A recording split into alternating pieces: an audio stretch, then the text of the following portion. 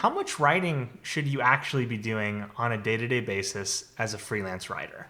This is a question that I've been getting more frequently recently, and so I wanted to take a moment to dive in because I think there's actually three different questions being asked here. There's sort of the question of what's typical. How many hours per day are most writers or the successful writers who I want to emulate actually spending writing? And then there's the question of sort of how much writing should I be doing? How much writing do I need to be doing on a day-to-day basis in order to succeed in this business? And then I think there's a third question that should be being asked here that maybe isn't actually what's being asked, but I'm going to add it in on top of it is how much writing on a day-to-day basis is sustainable over an extended career, over years and years and years.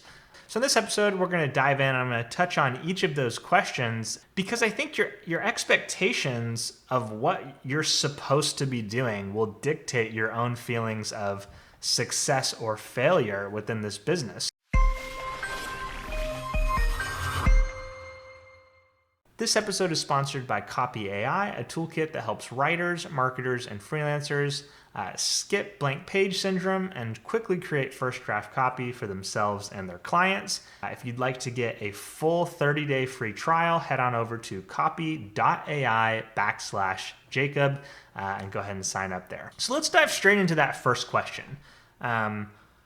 What is the normal amount that professional writers are doing on a day-to-day basis? And to help answer that question, let's quickly look at the survey that my friend Kaylee Moore posted on Twitter. She asked, what's the maximum amount of time you can do quality writing work per day? This poll received 448 votes, so pretty good sample size. And you can see here that the number one answer was 3 to 4 hours, followed closely by 1 to 2 hours. So the first takeaway from this is that a lot of writers feel like 3 to 4 hours is the absolute max that they can be doing quality writing on a day-to-day basis. So if you're someone who's been thinking, hey, I need to be doing 10 hours of great writing per day to succeed in this field, that right there should tell you that your expectations might be a little high. Or conversely, if you're someone who thinks that top writers are only working an hour a day, that should disabuse you of that expectation as well. 3 to 4 hours, and I would agree personally, that's actually what the option that I selected as well. I think 3 to 4 hours is about the max of quality writing that I can do in a given day. One thing I'd point out here is that Kaylee's network tends to skew in more of the freelance direction.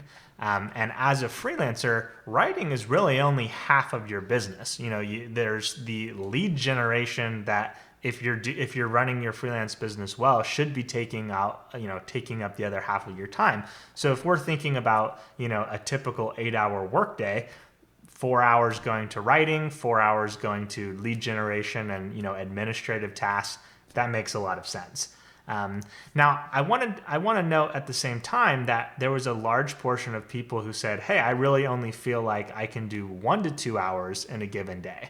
And I agree with that as well, to be honest. If we're talking about every single day, I think most people would struggle to do more than 2 hours of quality writing on a daily, like every single day basis. For me, I'd say I typically do anywhere from 1 to 4 hours of writing on any given day, never more than 4. 4 is like maxed out on a really good day where I'm really in the flow, things of that nature. Now, another thing to point out is the caveat here was quality writing. Can you do more low quality writing? Absolutely. But I would also say, just being in this space as long as I've been in this space, most people, even regardless of the quality of writing that you're doing, most people struggle to do hours and hours and hours of writing every single day for years and years and years. Which leads us sort of into our next question, which is, what do you need to be doing in order to succeed in this field?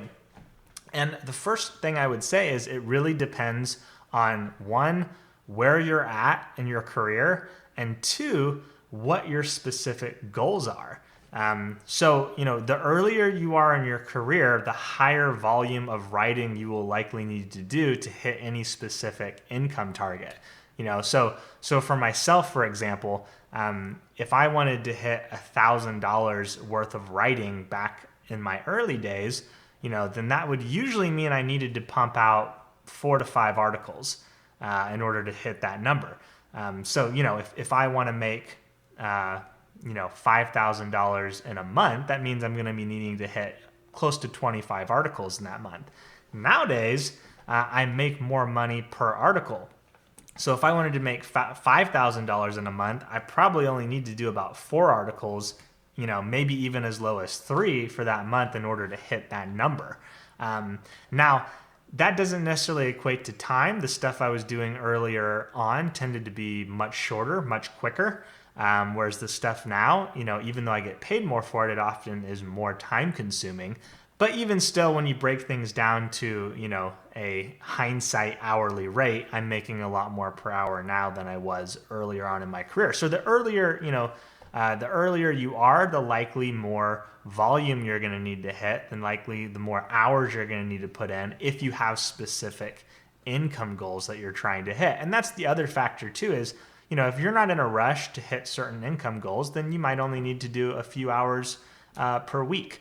Whereas if you're like, hey, I need money now, then, maybe for a season you're putting in, 40, 50, 60, 70 hour weeks to hit whatever goals that you have in a shorter period of time.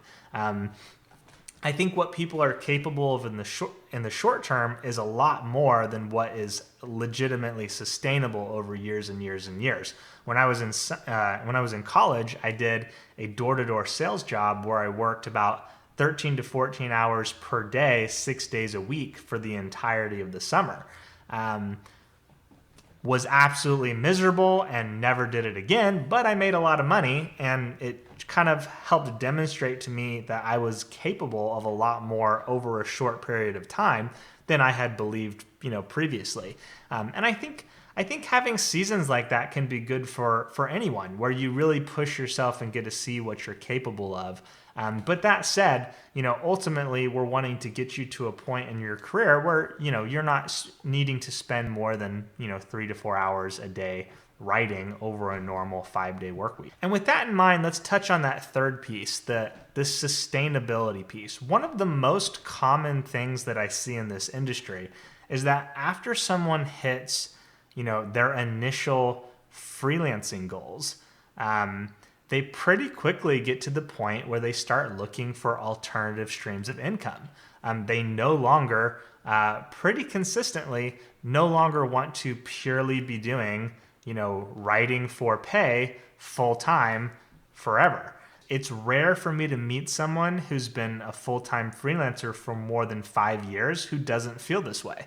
And I don't think this is because freelance copywriters don't actually like copywriting. I'm totally in this boat, and I really do enjoy copywriting. I think what it is it's just there's a limit on how much time we can spend writing.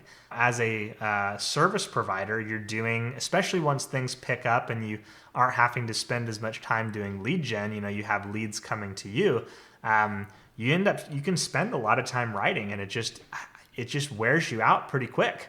Then too, as a service provider, particularly if you're someone who's focused on really getting good at what you're doing and understanding the marketing behind it, you get to a point where you realize, hey, if all these people are willing to pay me X amount of money for my writing, that means they're making more. That means they're making 2X, 3X. So why not do the writing for myself and sell my own products, or, run my own businesses through my writing? And so that's, often what happens is people start to build their own businesses on the side.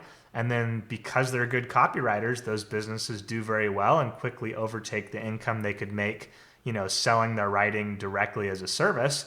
And that just tends to kind of be the natural evolution of a good copywriter over time. So obviously there are some people who are able to write for years and years and years and never want to do anything else. And even for myself, at this stage of the game, I don't need to work with clients because of the success of my side businesses, but I do on a limited capacity anyway because I enjoy it. Because I like working with new business models. I like meeting new entrepreneurs. I like getting to work in new situations and experiment and stay on the front lines, stay sharp to some extent. Particularly because one of my side businesses is teaching copywriters. It's very important to me that I am continuing to be an active copywriter working with real clients now, instead of just someone who's teaching techniques that haven't actually worked in 5-10 years and I just don't realize it because I've been on the product side. So anyway, I hope that was helpful. When we talk about the amount of writing you should actually be doing on a day-to-day basis, it's really no more than 3 to 4 hours. I would say, if you're in that first year and you want to hustle a bit more and put more work in, great.